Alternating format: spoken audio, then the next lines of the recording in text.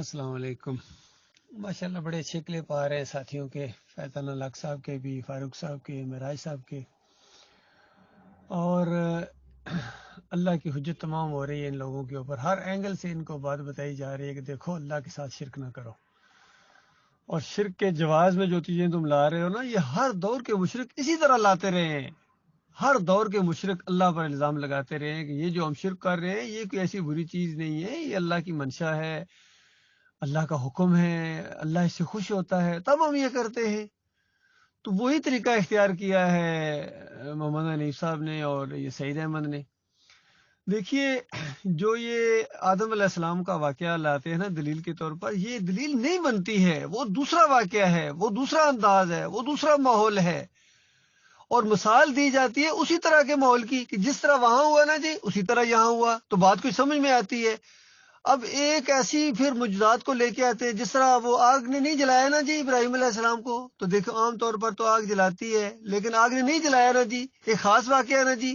اسی طرح سجدے تو اللہ ہی کو ہے، لیکن یہ خاص واقعہ یہاں ایک دفعہ یوسف علیہ السلام کو ہو گیا ہے۔ تو بتائیے کہ تک بنتی ہے اس طرح کی مثالیں دینا؟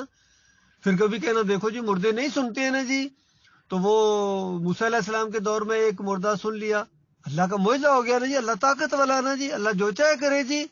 تو اسی طریقے سے اللہ نے یہاں سجدہ کرا دیا۔ تو بتائیے اس طریقے سے مثالیں دینا یہ جہالت کی انتہا ہے، فہم القرآن کی یعنی دوری ہے اس سے، یا پھر اپنی ضد اور انا کا مسئلہ جس طرح ہر دور کے مشرک کرتے ہیں۔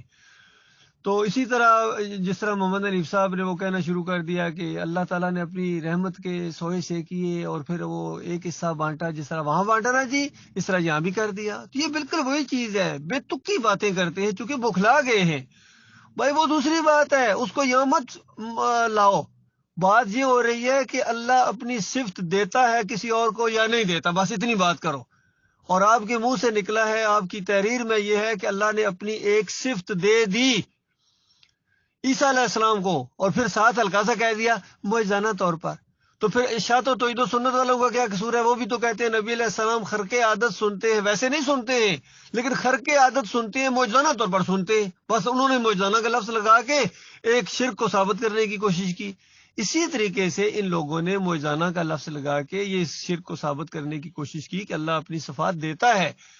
تو حالانکہ بات یہ ہو رہی ہے جس طرح اللہ کی ذات میں کوئی شریک نہیں ہے، اس کے حقوق میں شریک نہیں ہے، وہ اس کے یعنی صفات میں کوئی شریک نہیں ہے، بات تو صرف اتنی ہو رہی ہے۔ اب یہ اللہ کا حق ہے کہ یہ بندے اس کو سجدہ کریں، یہ اللہ کا حق ہے۔ اگر یہ سجدہ آپ نے کسی اور کو کیا یا کسی اور کی طرف منسوب کیا تو آپ نے اللہ کے حق کے اوپر ڈاکہ ڈالا ہے، اور پھر آپ کا معاملہ ختم ہو گیا۔ ان صلاتی و نسکی و محیای و مماتی للہ رب العالمین ختم ہو گیا۔ پھر التحیات للہ والصلوات والطیبات ختم ہو گیا آپ کا، کہ میری قولی مالی فعلی ساری عبادت اللہ رب العالمین کے لیے ہے۔ اس کا مطلب ہے کہ آپ یعنی اللہ کے علاوہ کسی کی جس طرح نظر و نیاز کے قائل نہیں ہیں، پکاروں کے قائل نہیں ہیں، رکوع اور سجدے کے قائل نہیں ہیں اللہ کے علاوہ کسی کے۔ تو یہ ہے التحیات للہ والصلوات والطیبات۔ لیکن بیچ میں ایک چیز اگر آپ نے کسی اور کی طرف منسوب کر دی، اتنی بات اگر کسی نے کہہ دی کہ نہیں وہ آدم علیہ السلام کی توبہ وہ بس ایک دفعہ واقعہ پیش آیا تھا، وہ واسطے وسیلے سے قبول ہوئی تھی، بس ختم ہوگی کہانی آپ کی، حالانکہ آپ نے نہیں مانگا ہے، لیکن وہ ایک واقعہ ایک جھوٹ منسوب کر رہے ہیں، ایک نبی کے اوپر الزام لگا کے اس شرک کو وقتی طور پر تھوڑی دیر کے لیے جائز قرار دے رہے ہیں۔ اس وجہ سے آپ ہمیشہ کے آگ میں رہیں گے، اور آپ کے اس کا مطلب اندر شرک چھپا ہوا ہے۔ اسی طریقے سے ایسی بات مت کہو میرے پیارے بھائیوں کہ وہ واقعہ پیش آیا تھا، سارا خاندان یوسف علیہ السلام کے سامنے سجدہ ریز ہو گیا۔ نہ نہ نہ، ہرگز یہ بات نہ، یہ سوچ، یہ خارج از امکان ہے، خارج از امکان ہے، یہ ہو ہی نہیں سکتا ہے۔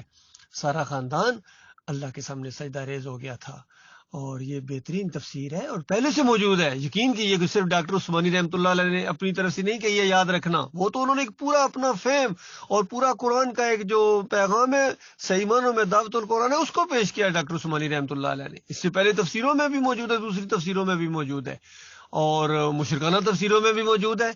اب صحیح تفسیروں کو چھوڑ کے غلط تفسیر لینا، مشرکانہ تفسیر لینا، بتاؤ یہ عقل مندی ہے؟ اسی طرح یہ جو مردوں کے سننے کا عقیدہ، یہ مشرکانہ تفسیروں میں بھی موجود ہے کہ سنتے، اور صحیح تفسیروں میں بھی موجود ہے، صحیح میں بھی موجود ہے۔ ابو حنیفہ رحمۃ اللہ علیہ کہتے ہیں کہ نہیں سنتا ہے مردہ، نہ سنتا ہے، نہ دیکھتا ہے، نہ پہچانتا ہے. یہ بھی تو تفسیر ہے. بتائیے. اسی امام بخاری رحمۃ اللہ علیہ کہتے ہیں کہ کل ابن آدم یاکل التراب الا اجنزنا، آدم کے ہر بچے کو مٹی کھاتی ہے، مٹی کے ساتھ مٹی ہو جاتا ہے، سوائے ریڑھ کی ہڈی کا ایک ذرہ ہے جس کو اجن الذنب کہتے ہیں، وہ نہیں برباد ہوتا ہے، چاہے آگ میں رکھا جائے چاہے سمندر میں چلا جائے. یہ گویا انسان کا بیج ہے، اور قیامت کے دن اسی بیج کو اللہ تعالیٰ پھر اگائے گا. ان کے اندر روحیں ڈال دی جائیں گی. وہ جو یعنی قبض ہو کے اوپر گئی ہیں برزخ میں، ان کا ٹھکانہ ہے وہاں، اور وہاں ہی حسب حیثیت ان کو جسم ملتے ہیں. حسب حیثیت ان کو یا تو راحت ملتی ہے یا عذاب ملتا ہے. قیامت تک کے لیے ایک وہ پیریڈ ہے، اور قیامت کے بعد پھر وہ اسی ایمان عقیدے کی بنیاد کے اوپر فیصلہ ہوگا. اور پھر ان مشرکوں کافروں مرتدین کو کہا جائے گا کہ ان کو اشد العذاب کے اندر داخل کر دو فرعونیوں کی طرح. یہ معاملہ تو وہاں ہونے والا ہے. تو یہ سادہ سادہ باتیں ہیں. اب اتنی واضح باتیں آنے کے بعد، اتنی زیادہ دلائل آنے کے بعد، اگر یہ محمد حنیف صاحب توبہ کرنے کے لیے، رجوع کرنے کے لیے تیار نہیں ہیں، تو سید احمد، تو ان کی بدبختی ہے، بلکہ یہ اللہ کا عذاب ہے ان کے اوپر، جو پوری طرح ان کے اوپر مسلط ہو گیا کہ ان سے توبہ کی توفیق ہی لگتا ہے چھین دی گئی ہے. اور ایسا لگتا ہے کہ اللہ کے عذاب کی لپیٹ میں یہ آئیں گے، اسی کفر و شرک کے اوپر مریں گے. ایسا لگتا ہے بظاہر. یہ بالکل اسی طرح سی بات ہے جس طرح موسیٰ علیہ السلام نے فرعون کو کہا تھا کہ فرعون مجھے لگتا ہے کہ تو اللہ کے عذاب کی لپیٹ میں آئے گا. یعنی تمہارا انداز، تمہارا طرز عمل بتا رہا ہے کہ تم بات ماننے کے لیے تیار نہیں ہو. اپنی ضد اور انا کا مسئلہ تم نے بنا لیا ہے.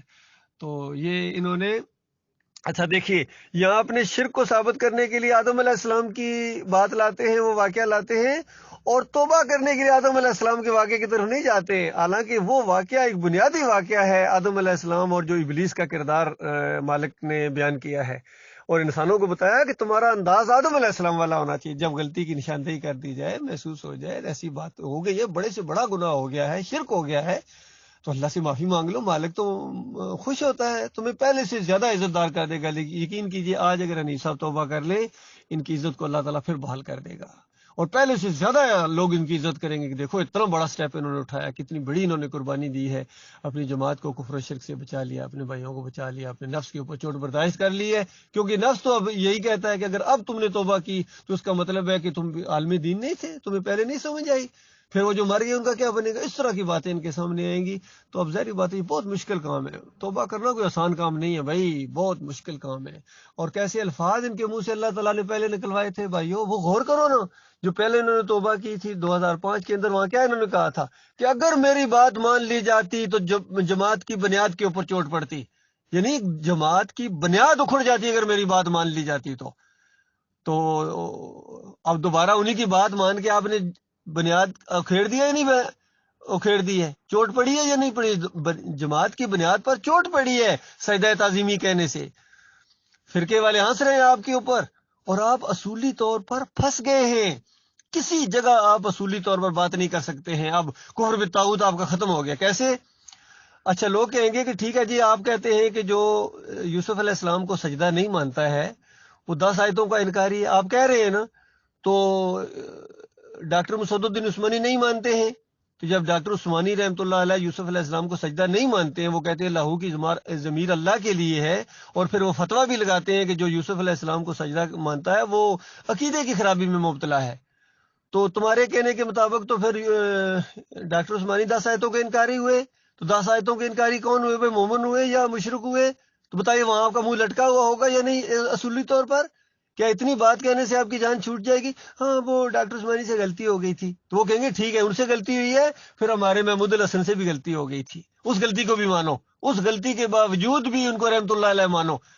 تو یہ تو کوئی اصول نہیں ہے کہ ان کی غلطی کے بعد ان کو رحمت اللہ علیہ نہ کہا جائے. اور ڈاکٹر عثمانی رحمت اللہ علیہ کی غلطی مانتے ہو تو میں تمہاری بات کر رہا ہوں، ہم تو غلطی نہیں مانتے ان کی، ان تو بلکہ درست تفسیر ہے، زبردست تفسیر ہے ڈاکٹر عثمانی رحمت اللہ علیہ کی. اللہ ان کے اوپر کروڑ کروڑ رحمت نازل فرمائے، جنت الفردوس میں ان کو اعلیٰ مقام عطا فرمائے، جنہوں نے مجاہدانہ انداز سے کفر و شرک کا مقابلہ کیا اور ایک لمحے کے لیے پیچھے ہٹنے کے لیے وہ تیار نہیں ہوئے.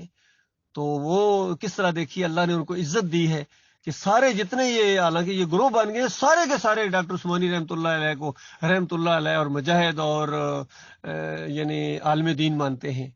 اور اب یہ کتنے گروہ ہیں، سارے کے سارے محمد حنیف کو جو ہے نا لنتی اور پتہ نہیں کیا کیا مانتے ہیں، کیونکہ اس نے بگاڑ پیدا کیا ہے، اس کو طاغوت کہتے ہیں. بتاؤ کس کی عزت اللہ نے بال رکھی ہے اور کس کی عزت کو خاک میں ملا دیا اللہ تعالیٰ نے. تو دیکھو ایمان عقیدے کے ساتھ جب بگاڑ کرو گے تو اللہ تعالیٰ تمہیں پھر چھوڑنے والا نہیں ہے. یہ گویا ایک تمہید ہے تمہاری ذلت اور خواری کی دنیا میں، تمہیں اپنی آنکھوں سے اللہ تعالیٰ دکھا رہا ہے اور لوگوں کو بھی دکھا رہا ہے کہ دیکھو جس نے ایمان عقیدے کے ساتھ بربادی لائی ہے اس کی کس طرح دنیا میں درگت بنی ہے کہ ایمان کے اندر داخل نہیں ہو سکتا بندہ. آئندہ یہ ایک معیار بنا دیا جائے گا 100 سال بعد بھی 200 سال بعد بھی کہ جب تک ان طاغوتوں کا کفر نہیں کرو گے. یہ تفسیر پیش کی جائے گی کہ جہاں تفسیر شبیر احمد عثمانی کے اوپر ہاتھ ڈالا ہے ابن کثیر کو آپ نے نہیں چھوڑا، تو یہ دعوت القرآن کے اندر بھی تو شرک لکھا ہوا ہے. محمد حنیف نے کہا ہے کہ سارا خاندان یوسف علیہ السلام کے سامنے سجدہ ریز ہو گیا. تو پھر اس دور کے مومن ان پر کفر کا فتویٰ لگائیں گے اور پھر وہ دلیل پکڑیں گے کہ پہلے بھی لوگ تھے جو ان کو کافر اور مشرک اور طاغوت کہتے رہتے ہیں لیکن ان کی بات کسی نے مانی نہیں ہے. تو یہ معاملہ ہوتا ہے اللہ کے بندو. اللہ تعالیٰ غور و فکر کرنے کی آپ کو توفیق عطا فرمائے. یہ بات اٹھی ہوئی ہے، یہ اللہ کی حجت ان کے اوپر تمام ہو رہی ہے. یہ ایسے نہیں مسئلہ کہ معمولی مسئلہ نہیں ہے، یہ بہت بڑا مسئلہ ہے، بہت بڑا مسئلہ ہے. ایمان کا مسئلہ ہے، عقیدے کا مسئلہ ہے، ہمیشہ کی آخرت کا مسئلہ ہے. اب جس کو ہمیشہ کی آگ کے اندر بیوی بچوں سمیت رہنے کا شوق ہے تو وہ سجدہ تعظیمی کے شرک کے اوپر ڈٹا رہے، محمد حنیف کو اپنا امیر مانتا رہے. اور جو جہنم سے ڈرتا ہے اور جنت کے اندر جس کو جانے کا شوق ہے تو وہ اس شرک سے توبہ کرے، چھوڑ دے ان کو اور سچوں کا ساتھ دے. سچوں کا ساتھ دے. کس قدر ہے محمد حنیف نے ظلم ڈھایا ہے، جھوٹ بول کے پھر کہتا ہے سچوں کا ساتھ دو. تو محمد حنیف کی بات کو مان لو، سچوں کا ساتھ دو. محمد حنیف کا ساتھ کیوں دے رہے ہو؟ محمد حنیف تو کہہ رہا ہے سچوں کا ساتھ دو. یہ کل قیامت کے دن بھی تمہیں یہی کہا ہے کہ میں نے نہیں کہا تھا سچوں کا ساتھ دو، پھر تم نے جھوٹوں کا ساتھ دے دیا. تو بتاؤ پھر اس وقت کیا بنے گی، تمہارے اوپر کیا گزرے گی؟